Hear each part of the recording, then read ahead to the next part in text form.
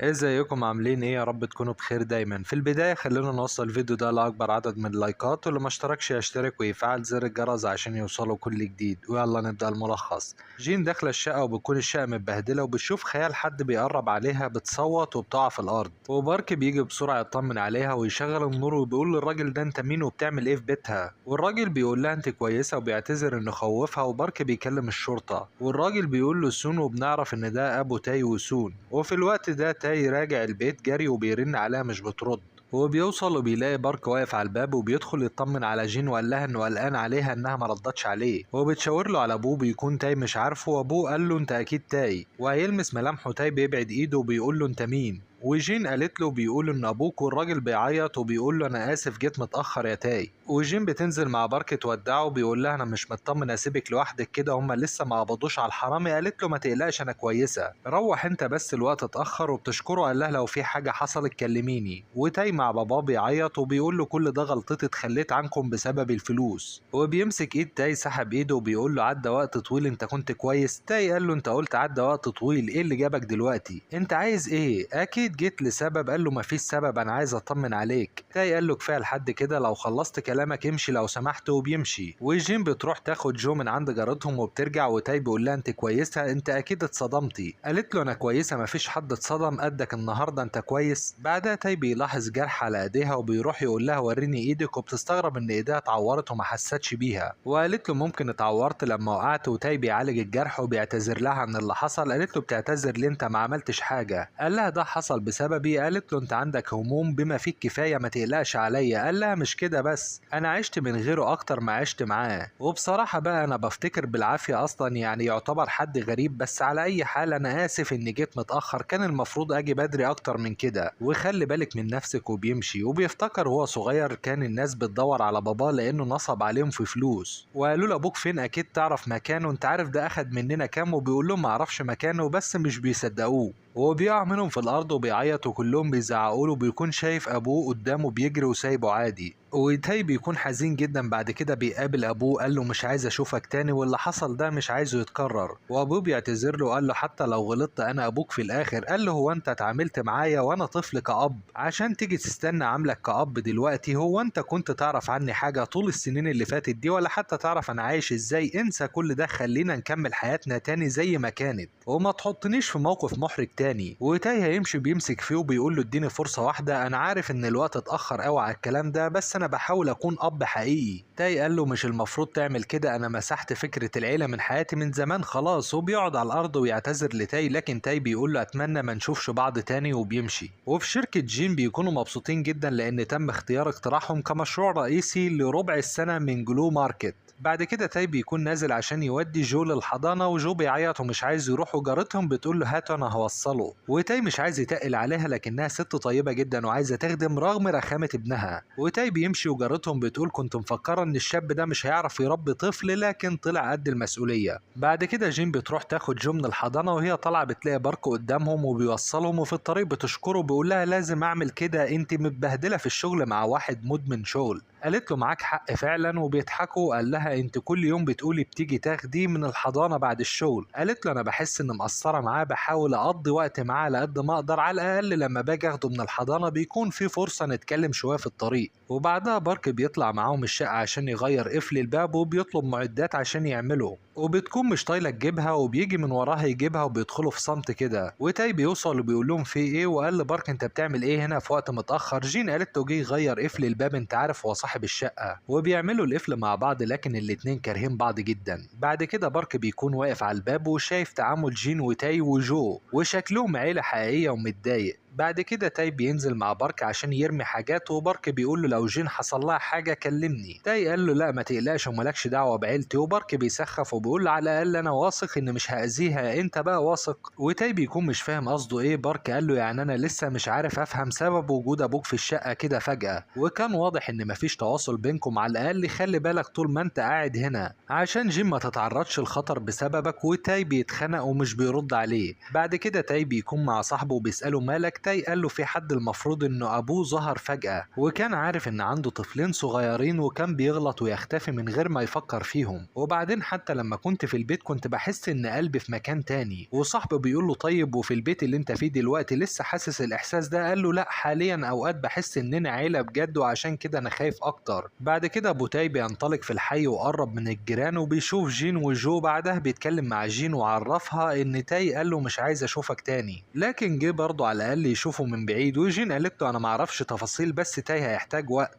الحواجز دي مش هتتهدم بسهولة. وبيشيل جو بيكون مبسوط بيه جدا. بعد كده بترجع البيت وتاي بيقول لها اتأخرت ليه وعرفته انها قابلت ابوه. حكت له اللي حصل، قال لها انت عارفة ان قطعته خلاص، قاعدة تسمعي له ليه؟ قالت له قال لي عايز اتكلم معاكي، وبعدين مهما حصل هيفضل ابوك برضه، على الاقل اسمعه مرة واحدة. قال لها اسمع ايه؟ بقاله 20 سنة ما دورش عليا، وليه ساب طفل عنده 9 سنين في دار ايتام هو وسون؟ على فكرة انا كتير بسأل نفسي عملت ايه او غلطت في ايه عشان استحق ان ابويا واخويا يتخلوا عني بالشكل ده. ولما سون قال لي انه هيرجع عشان انا كنت عارف من جوايا انه مش هيرجع ابدا، بس كنت بكدب ده وبحاول اقنع نفسه انه هيجي، وكنت بقعد استناه، ويمكن لو ما كنتش عملت كده ما كنتش هقدر اعيش. وجين بتقول له مش قصدي انا اسفه. بيقول لك كلام في الحاجات دي بيكون مثير للشفقه عشان كده مش بتكلم في ده مع اي حد يعني، لكن معاكي كنت مفكر انك هتكوني في صف. بيكون حزين جدا وبيدخل اوضته وجين بتكون متاثره جدا بكلامه. بعد كده في الشركه بيكون في حد سرب معلومات المشروع بتاعهم بكل تفاصيله، والموظفين بيشكوا في جين لانها هي الوحيده في فتره التدريب وممكن تكون جاسوسه لشركه تانية وبتكون في الحمام وما يعرفوش انها جوه. وبتسمعهم بيتكلموا عنها وان اكيد هي اللي سربت المعلومات وان بارك بيدافع عنها في كل حاجه، وكمان كانوا مع بعض في نفس الجامعه. وطلعت وقالت لزميلتها انا عامل كده ليه؟ ده انا لسه ما اتثبتش في الشركه. قالت لا يمكن ده السبب اصلا، يعني لسه ما عندكيش اي ولاء للشركه وكلها كام شهر وممكن تمشي. بعد كده جين بتكون حزينه وواقفه لوحدها وبارك بيجي يديها منديل وبيقول لها انت كويسه؟ قالت له ايوه. قال لها مش عايزك تقولي لي كويسه وانت كده، خليكي معايا براحتك واعتمدي عليا شويه، انا معاكي وما تشغليش بالك بالاشاعات اللي في الشركه، ما تخليش ده ياثر عليكي، ده مشروعنا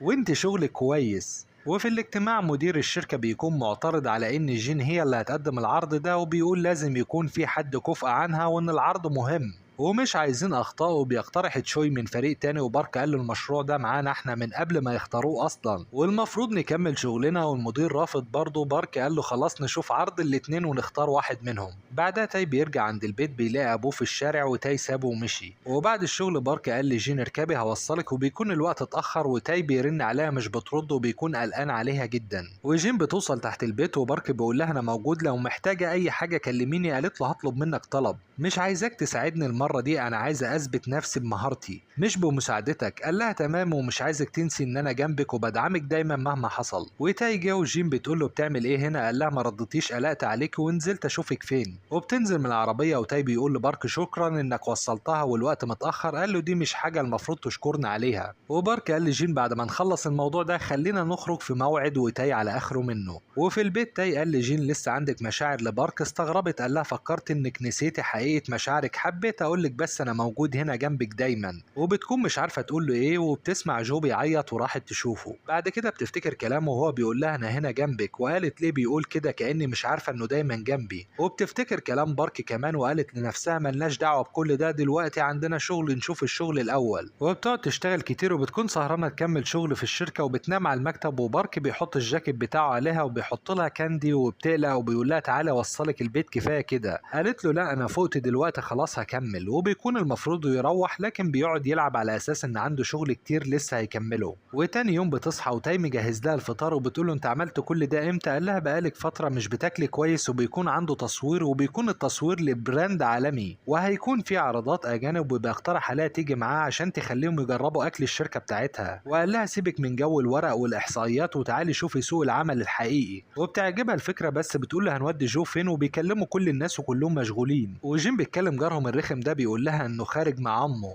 وام قالت لهم جده موجود ما يقعدش بيه ليه؟ وكلموا جده يجي يقعد بيه على ما يخلصوا شغله. وبعدها جيم بتكون واقفه بتتفرج على تاي وهو بيشتغل ومبسوطه جدا. وبعدها بتخلي الناس في المكان يجربوا الاكل وبيعجبهم جدا، وبتصور رايهم عن الاكل، وجين بتكون مبسوطه جدا. بعدها بيكون في مطر، وبدل ما يستخبوا من المطر كالعاده تاي مسك ايديها وجروا مع بعض في المطر وبيكونوا مبسوطين، وبيقعدوا في مكان لحد ما المطر يبطل. وجين بتكون مبتسمه جدا، وتاي بيقول لها بتضحكي ليه؟ قالت له قلت لك انا بحب المطر. وتاي بيكون مبسوط جدا معاها، وبتقول له لبسك اتبل. قال لها ما عنديش مشكله في المطر طالما انت معايا، وقال لها لو في اي حاجه حصلت كلميني، يمكن مش هكون مظلتك بس على الاقل لحد ما المطر يقف هفضل جنبك. قالت له وانت كمان اتعامل معايا بنفس الطريقه دي، انا هكون دايما جنبك. قال لها لو قصدك على اللي قلته قبل كده، انا قلت ده بدافع الاحباط مش اكتر، انسي الموضوع. قالت له انا بس مش عايزاك تفهمني غلط، انا فعلا في صفك دايما. قال لها تقريبا كده عجبتني. قالت له ايه؟ قال لها ايام المطر. قالت له ده جميل جدا، بدأنا نحب حاجه مشتركه. بعد كده وقت تقديم البرزنتيشن، جيم بيكون عرضها افضل لانها عرضت الفيديو للاجانب، واتكلمت انه مش مجرد اكل، ده تبادل ثقافات،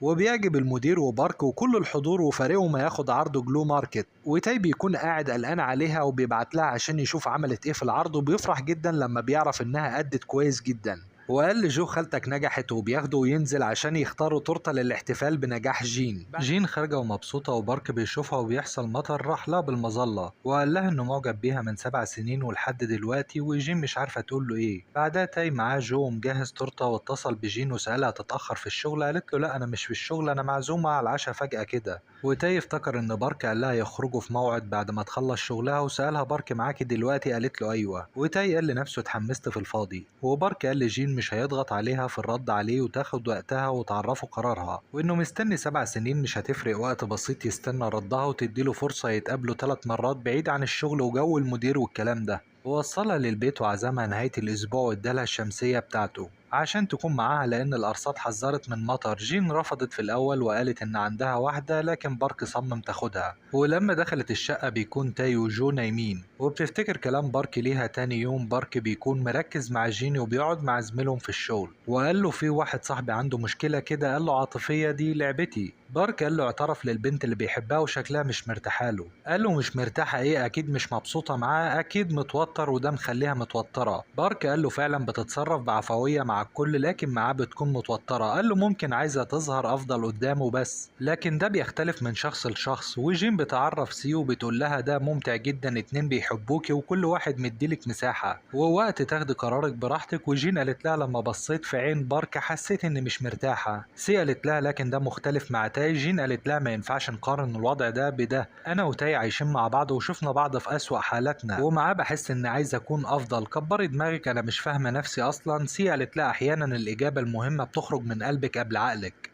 بعد كده جين بترجع البيت، وتاي بيسألها امبارح اكيد كان يوم حلو. قالت له لا مش قوي. وبتسأله انت كنت مستنيني امبارح؟ قال لا ما كناش مرتبين حاجه لليوم ده، هستنى ليه؟ وبتفتح التلاجة بتشوف التورته اللي كان جايبها عشانها، وبتقول له بتاعت مين دي؟ قال لها ليكي، وعرفها انه كان جايبها عشان يحتفلوا سوا بنجاحها امبارح، وبتكون بالشوكولاته ودي المفضله بالنسبه لها، وبيكون مبسوط انها عجبتها وبتشكره انه ساعدها. بعد كده بتقرر تسيب التورته وبتاكل اكله هو، وبتقول له هاخد معلقه واحده بس، وبيعجبها وبيلاقيها بتلم شعرها. بيقول لها يعني بتلم شعرك عشان معلقه واحده؟ قالت له انت بارع بصراحه، طعمه مغري جدا. وبيكون مبسوط وهو شايفها بتاكل الاكل وعاجبها. بعد كده تاي بيكون رايح ياخد جو بعد الشغل، بيلاقي ابوه عند الجيران مع جو، وتاي بيدخل وبيشوف ابوه وهو بيلعب مع جو، بياخد جو منه. قبل ما يمشي ابوه بيديله كرتونه عصير، وجارتهم بتقول لتاي انه ده مفيد جدا عشان صحه جو، ان جده مهتم بيه. وتاي بياخد جو ويمشي. وفي البيت بتيجي موظفه من التامينات عشان تعرفهم ان ليهم مبلغ تعويض الوفاه، وبتعرفهم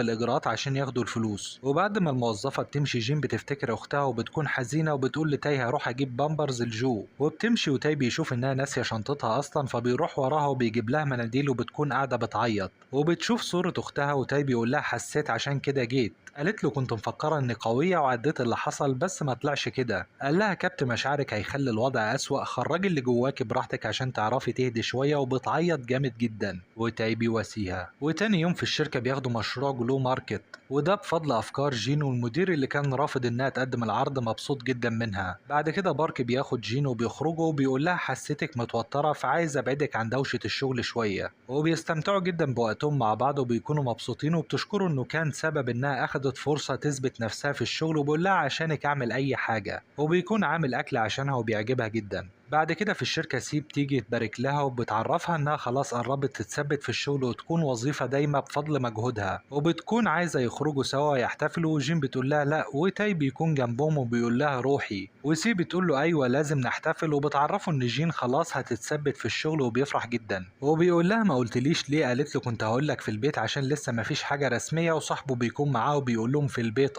وسي بتقترح انهم يروحوا يحتفلوا كلهم مع بعض، وسي بتقول لصاحب تاي انت مين بقى؟ قال لها انا توأم روح تاي وصديق الطفولة سيونج، وسي بتقول له انا كمان توأم روح جين وشكلهم هيرتبطوا ولا ايه؟ وسي بتتكلم عن جين وبتقول لتاي انت لسه ما تعرفهاش، دي مش بتحب تشرب ابدا مع حد، وسيونج بيقول لها شكلك بتستحملي المشروب، قالت له لا مش كده، لكن لما بشرب بضطر اعتمد على حد، ولما ده بيحصل بيشوف اسوأ نسخة مني، وسي قالت ان جين صاحبتها من سنين وعمرها ما نزلت دمعة واحدة قدامها، وسي بتكون خلاص سافرت فبتفضحهم وهي ضايعة، وبتقول عشان كده استغربت لما عرفت انهم شربوا مع بعض وخربوا الدنيا، وتاي وجين بيتحرجوا جدا، وجين بتقول لها انت بتقولي ايه، وتاي بيحاول يوضح الموقف. بعد كده جين وتاي وهم راجعين البيت جين بتكون حاسة انها تعبانة ومتوترة، وتاي بيمسك ايديها عشان يهديها، بعد كده بتجيله مكالمة بيعرف ان جو تعبان وبيرجعوا البيت بسرعة، وفي الوقت ده بيكون ابوه مع جو عند الجيران برضه، بيكون جو عنده حساسية في جسمه وهم مش عارفين من ايه، وجده لما بيشوفه بيعرف انها من الفراولة، لان سون كان عنده كده برضه وبيعرف يتعامل مع الموقف، وجين وتاي بيوصلوا وبياخدوا جو، وجين بتشكره على اللي عمله مع جو وبيمشي، وبعد كده تاي بيشوف المحفظة بتاعت ابوه واقعة على الارض وبيشوف فيها صورته هو وسون مع ابوهم،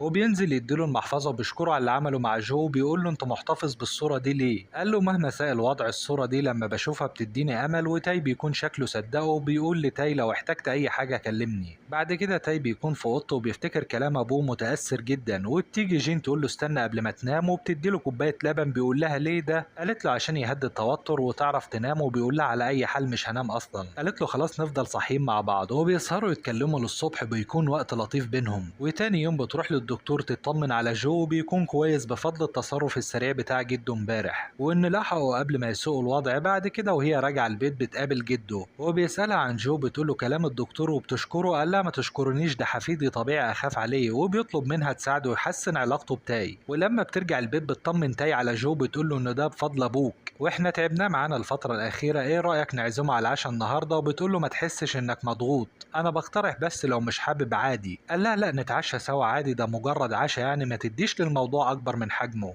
بعد كده بيجي وبيقول لجين انت شاطره في المطبخ، وجو بيلعب بطريقه لطيفه كده، وجين بتقول له جو حبك جدا، قال لها رغم انه صغير لكن اكيد حاسس ان من العيله وكل ده. تاي قاعد مش بيتكلم، عشان كده جين بتقول انا هاخد جو غير له، وبتمشي بشياكه عشان يعرفوا يتكلموا، وتاي بيقول له سبتني ليه؟ انا عايز اعرف السبب. قال له سون قال انك مش عايز تشوفني ومش عايز اب ملوش لازمه زيي، عشان كده فضلت ما اتكلمش معاك على اني اضايقك بوجودي، لكن لو عليا انا عايز اشوفك كل يوم، انت مش متخيل انا كنت عايز اشوفك ازاي. وجين بتكون سامعه كلامهم من جوه في الوقت ده، وبيقول له ان سون قال انه لما يتخلى عن كل حاجه ويبقى لوحده هيحس بالحريه، وخلي كل واحد مع نفسه كده عشان ما نبهدلش بعض كعيله، وانا كنت غرقان في الديون انت عارف يعني، لو كنت جيت كنت هتشيل الهم ده معايا. تاي قال له دلوقتي حليت الديون دي؟ قال له ايوه، لو ما كنتش حليتها ما كنتش جيت اصلا، وبيقول له تقدر تسيب معايا جو في اي وقت احسن ما تسيبه عند حد غريب، وتاي بيهدى شويه من ناحيته وبيديله باسورد باب الشقه، وابوه بيفرح. بعد كده تاي بيكون قاعد لوحده في الاوضه، وجين بتكون قلقانه عليه وبتقرب من الباب، وبتفتكر كلام ابوه عن سون، وبتفتكر كلام سون معاها لما كانت زعلانه من اختها وكلامه عن العيله وقتها، وبيقول لها انت عارفه انا اتقدمت لاختك كتير رغم انها رفضت، ليه؟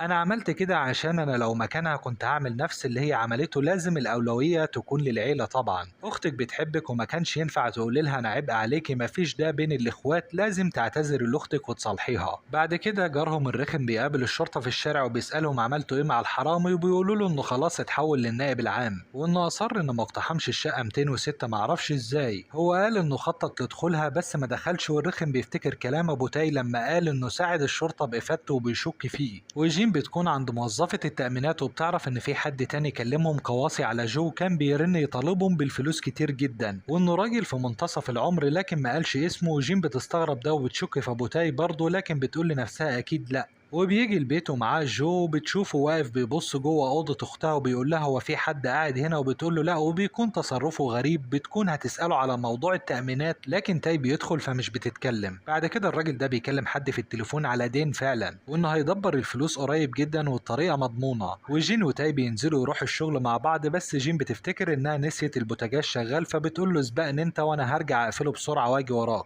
والراجل ده بيدخل الشقة يبهدل الدنيا وبيدور على حاجة في كل مكان في غرفة سون لحد ما بيلاقيها. وجين بترجع البيت وهو لسه جوه، وبتلاقي البوتاجاز مقفول عادي ولسه هتمشي. بتسمع صوت في الغرفة، بتخاف وبتقرب بالراحة من الباب وبتفتحه، وبيكون ماسك حاجة يضربها بيها وبتتصدم. وبيخلص الملخص.